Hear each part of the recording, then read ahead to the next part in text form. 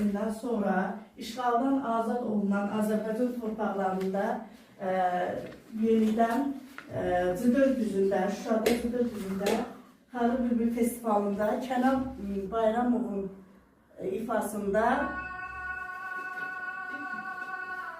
Bayatışqaz muğamı səsləndirdi. Bu səslənərkən biz həmişə qürur hissi yaşayırıq.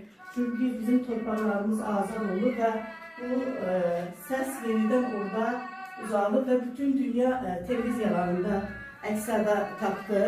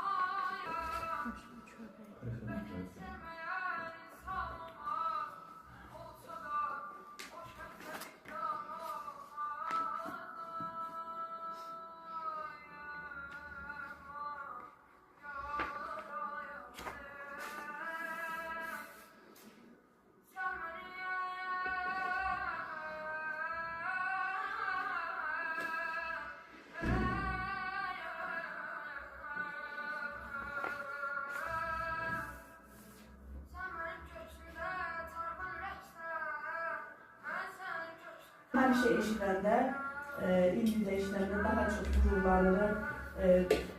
Qəribə bir fəxarət hissi bizə yaşadır həmişə dinlərkən və bizim prezidentimizi görürsünüz. Dinlərkən o hisslər orada da özünə əksini tapır. Baxın.